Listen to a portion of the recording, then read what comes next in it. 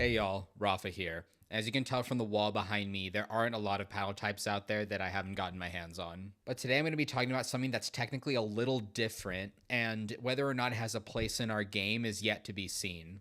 Today, I'm going to be talking about the first pickleball racket the world has ever seen, the Aero1 from Pickleball. And stick around towards the end of the video to find out how you could potentially get one of these on me. Let's bounce.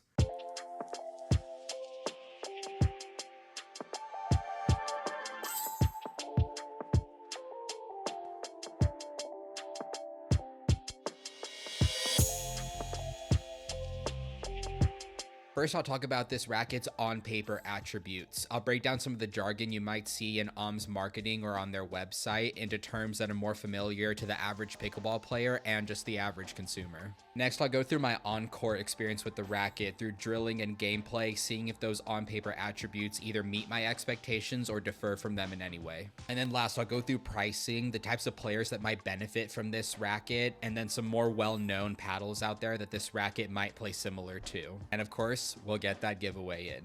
Let's get into it. I expected the Aero1 to be above average in sweet spot and twist weight. Fluid carbon technology essentially is a thermoforming process that creates a single racket frame around the entire perimeter of the racket. Quite literally imagine a tennis racket with no strings attached. And with that type of perimeter construction, I was not only expecting a larger sweet spot, but also expect the paddle to be less prone to twisting in the hands. Next, I'm expecting below average stats in terms of swing weight. Aerofoil technology was essentially created by changing the airflow around the racket through targeted adjustments in comparison to the average paddle. This included essentially the larger hole at the bottom of the face and of course the edgeless design. I was expecting very average spin stats from this racket. Nanotech coating is essentially a much more fine spray-on grit on top of 3K T700 carbon fiber. And while this grit is supposed to have smaller particles than the average spray-on grit, I just never trust spray-on grit to have any exceptional or long-lasting impact on spin potential. The control on this racket should be above average, both in terms of touch and accuracy. Hexium core is just a manufactured softer polypropylene core that's able to withstand the double thermoform process the racket goes through, which I will get to in a second, but in my eyes should mean much better touch. And lastly, with regards to power and pop, I'm expecting those to both be above average as well. This racket is double thermoformed, which we've never seen on a paddle in the past, and it essentially creates a unibody design. That, in conjunction with its super thin construction, means that I expect balls to be careening off the face, whether that's on full swings for power or on shorter swings for pop.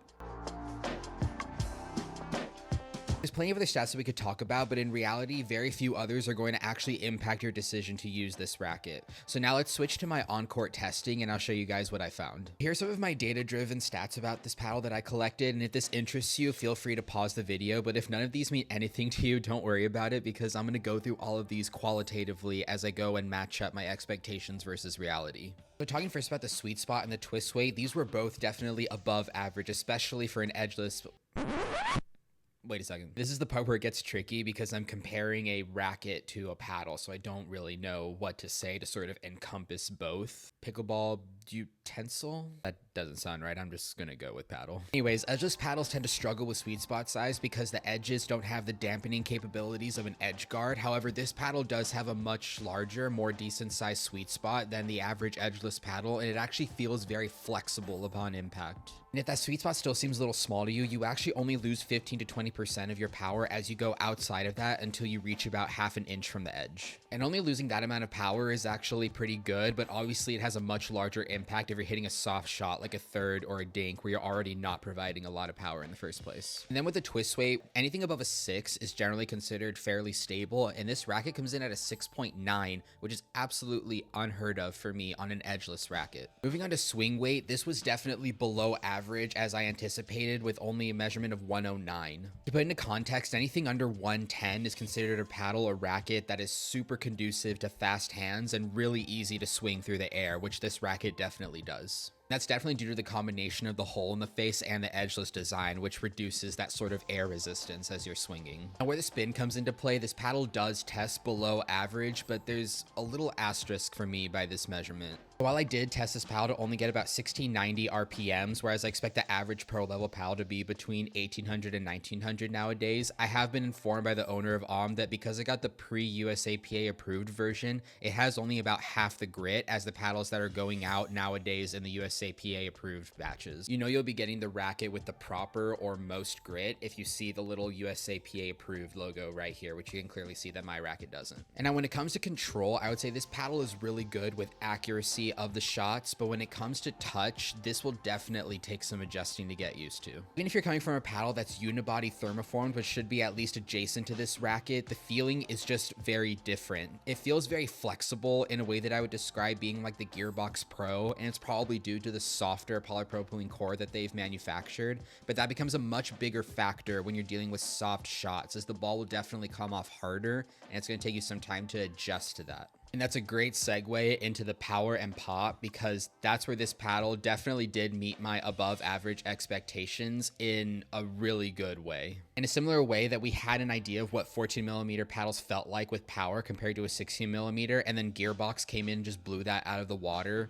This racket doesn't quite get to Gearbox level, but when you catch a ball sweetly, it hits hard, and a lot harder than pretty much every other 14mm paddle I've tested. You can definitely expect that same level of energy return compared to paddles with the racket when it comes to pop as well on those short swings. For example, if you're resetting an overhead smash, you really don't have to do much other than just put your paddle down and that ball is guaranteed going back over the net.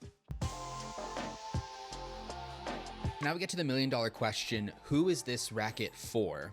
So the racket comes in at $225 when you use my code XRaphael at checkout, and that isn't exactly a small amount of money to be dropping on this. But I think if you're an aggressive player, especially if you're ex-tennis and you really don't have a lot of soft game and you're not looking to even improve there, you're actually looking to go even harder into sort of the banger quote-unquote player type, really hitting a lot more passing shots and really trying to get up to the net and put balls away, then I could see you really genuinely needing to consider a racket like this. I watch a lot of pro pickleball, especially because I'm an ex-PPA employee, and I really think the game is heading in the direction of a more aggressive player. If you look at the teams that are beating your Ben Johns, your Annalee Waters, it's the teams that are going out and being aggressive and not really engaging in the soft game anymore, playing very high risk, high reward pickleball. One detractor I would say about this paddle, especially if you are an ex-tennis player, is that the grip is only about 5 inches long, and so often when you come from tennis, you probably have a two-handed backhand. If that's in your wheelhouse and that's something that is essential to your game, that's going to feel very cramped on a 5-inch handle. So yeah, that's my 2 cents on the Aero1. Now, if you want to win one of these off of me for yourself, all you have to do is subscribe and comment the word Aero down below. And now if you'd like to double your chance of winning, I'm going to be posting a clip of this review on my Instagram as well. So just go over into the caption and follow the instructions there. So yeah, thank you guys so much for watching, and I'll catch you on the next one. Peace.